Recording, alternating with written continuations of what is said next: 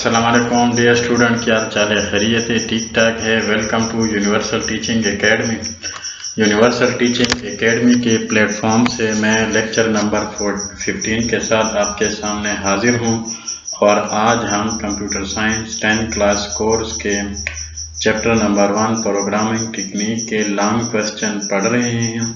हमने कुछ question cover किए हैं और आज जो हमारा एजेंडा है वो क्वेश्चन नंबर 6 और क्वेश्चन नंबर 7 है। तो चलिए स्टार्ट करते हैं।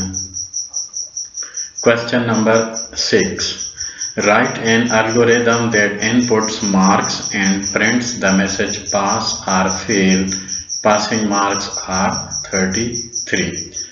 वो कह रहे हैं कि ये एक ऐसा प्रॉब्लम है जिसमें आपने जो मार्क्स हैं उसको वेरिएबल के ज़रिए इनपुट करने हैं और फिर आपने उस मार्क्स को चेक करना है कि वो 33 से ज़्यादा है या कम है। तो हमने उसी के बेस पे कंपैरिजन करके पास या फेल का मैसेज प्रिंट करना है। ये इस प्रॉब्लम की स्टेटमेंट है। उसके बाद प्लानिंग द सॉल्यूशन, इस प्रॉब्लम को कैसे हम हल कर रहे हैं। इनपुट हमारे पास क्या होगी, मार्क्स m, यानी हमारे पास जो वैल्यू आएगी वो एक वेरिएबल की आएगी और वो वेरिएबल होगा मार्क्स और वो क्या होगा, उसकी कोई न्यूमेरिक वैल्यू होगी। उसके बाद रिक्वायर्ड आउटपुट, हमारे आउटपुट क्या होगी, हमने उसी वैल्यू के बेस पे प्रिंट द मैसेज पास और फेल, उसी वैल्यू को चेक करने के बाद हम ये कहेंगे कि ये पास है या फेल है। ऑपरेशन इस एल्गोरिथम के अंदर क्या होगा, comparison of marks m with 33। हमने जो हमारे पास जो वेरिएबल के अंदर जो वैल्यू आई है वो या तो 33 से नीचे होगी या फिर 33 से ऊपर होगी। हमने वो जो डिजिट्स होते हैं, जो न्यूमेरिक वैल्यू होती है वेरिएबल की, हमने उसको 33 के साथ कंपेयर करना है और फिर डिसाइड करना है। तो इसका बाकायदा जो एल्गोरिथम है, जो स्टेप्स का एल्गोरिथम है वो क्या है। स्टेप नंबर 1 में हमने स्टार्ट किया, स्टेप नंबर 2 में हमने एक वेरिएबल डिक्लेयर किया, let the marks is equal to m, यानी एक वेरिएबल है जिसको हम m कह रहे हैं। स्टेप नंबर 3 में कंपेयर m विद 33, फिर हम उसी वेरिएबल जो m है उसको 33 के साथ कंपेयर करते हैं और फिर हम एक कंडीशन लिखते हैं, यानी एक इफ की स्टेटमेंट है।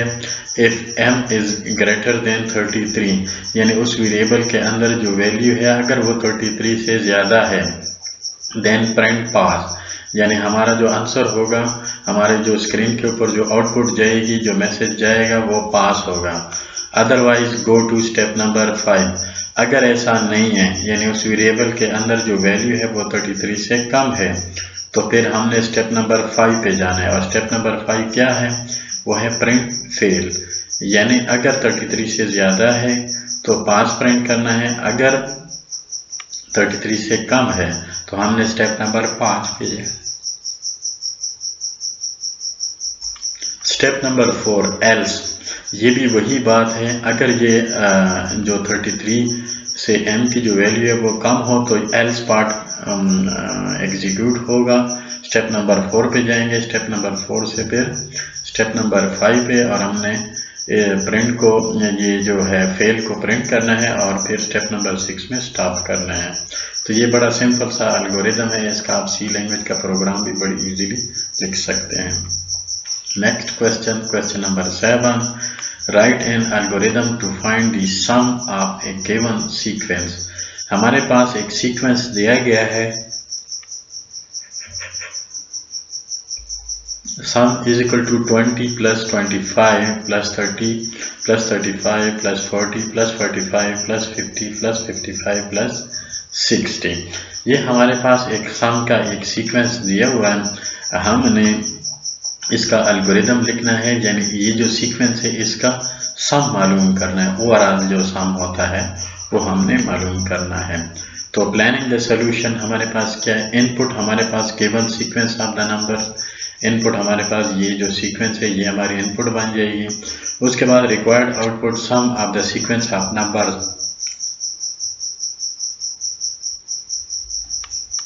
ये जितने भी सीक्वेंस के अंदर जितने भी नंबर्स है इन सब का सम हमने कैलकुलेट करना है, ये हमारी आउटपुट है। उसके बाद ऑपरेशन हमारे पास एक तो कंपैरिजन है, एडिशन है और इंक्रीमेंटिंग है। ये तीन काम इस एल्गोरिथम के अंदर होने जा रहे हैं। कंपैरिजन यानी हम एक वैल्यू को चेक करेंगे, यानी हमने चूंकि 60 तक जाना है तो 60 से आगे नहीं जाना, तो ये भी इसके लिए भी हम कंपैरिजन करेंगे कि 60 आया है कि नहीं आया। उसके बाद हमने तमाम जो डिजिट्स हैं उनको आपस में ऐड करना है, तो वो एडिशन है। और उसके बाद इंक्रीमेंटिंग है। जाहिर बात है कि हम 20 से लेकर 60 तक जो स्टेप्स होंगे वो हर स्टेप इंक्रीमेंट होता हुआ जाएगा, 60 तक पहुंचेगा। तो इसके एल्गोरिथम पे गौर करते हैं कि किस तरह लिखा गया है एल्गोरिथम। स्टेप नंबर 1 में हमने स्टार्ट लिया। स्टेप नंबर 2 में initialize sum is equal to 20। हमने एक सम का वेरिएबल डिक्लेयर किया जिसको हमने 20 असाइन किया। 20 क्यों असाइन किया? क्योंकि यहाँ इस सीक्वेंस का जो स्टार्टिंग नंबर है वो 20 है। और उसके बाद एक वेरिएबल हमने लिया के और इसको इनिशियलाइज किया 0 से, यानी वो इस वक्त इनिशियल जो इसकी स्टेट होगी वो 0 पे होगी, यानी उसने कोई इंक्रीमेंटिंग नहीं की, इस वजह से 0 होगी। उसके बाद स्टेप नंबर 3 में हमने क्या करना है, जो के की वैल्यू है उसको हमने सम के अंदर ऐड करनी है। तो इसका मैथमेटिकल स्टेटमेंट क्या है, sum is equal to sum plus के।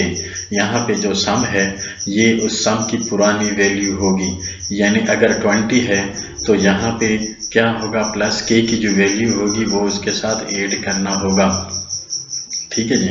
और फिर सम की नई वैल्यू आ जाएगी। उसके बाद स्टेप नंबर 4 में हमने क्या करना है, इंक्रीमेंट के बाई 5।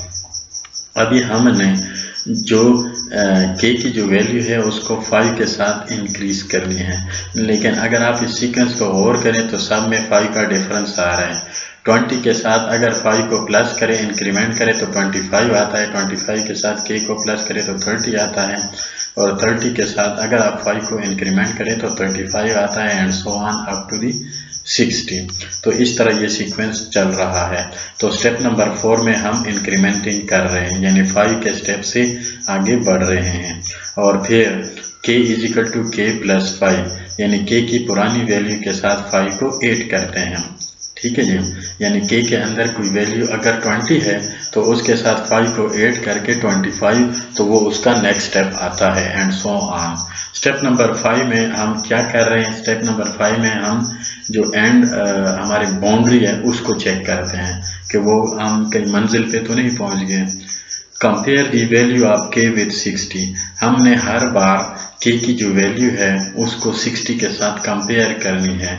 यहाँ पे 60 के साथ कंपेयर करनी है क्योंकि 60 से आगे हमने नहीं जाना। तो उसके बाद if K is less than or equal to 60, जब तक के की जो वैल्यू है वो 60 से नीचे है तो हमने ये काम करते जाना है, यानी ये लूप चलता रहेगा। Then go to step 3। हमने फिर स्टेप 3 से चले जाना है, सम के साथ एक के को ऐड करना है और फिर के को इंक्रीमेंट करना है और फिर चेक करना है, यानी 3 से लेकर 5 स्टेप नंबर 5 तक ये रिपीट करना है। लेकिन अगर 60 आ जाता है, यानी अगर हम 60 से क्रॉस कर जाते हैं तो फिर क्या होगा, otherwise goes to step number 6। तो फिर हम स्टेप नंबर 6 पे पहुंच जाएंगे, आउटपुट सम। यानी अगर 60 तक हम पहुंच गए तो फिर हमने जाके सम को प्रिंट करना है, यानी सम के अंदर जो वैल्यू है उसको प्रिंट करना है। उससे पहले हमने नहीं करना, उससे पहले हमने सिर्फ एडिशन करनी है। तो स्टेप नंबर 6 में आउटपुट सम है, स्टेप नंबर 7 में हमने स्टॉप करना है। तो ये दो एल्गोरिथम्स है, दो प्रॉब्लम्स हैं। ये जो क्वेश्चंस होते हैं इनको आप लोग बड़े गौर से समझ लिया करें, क्योंकि ये याद करने वाले नहीं हैं, ये समझने वाले हैं। और इसके पेपर में बड़े ठोस नंबर होते हैं, लिहाजा इस पर ट्राई किया करें। ठीक है जी। तो अगले लेक्चर में इंशाल्लाह मज़ीद क्वेश्चनों को डिस्कस करेंगे।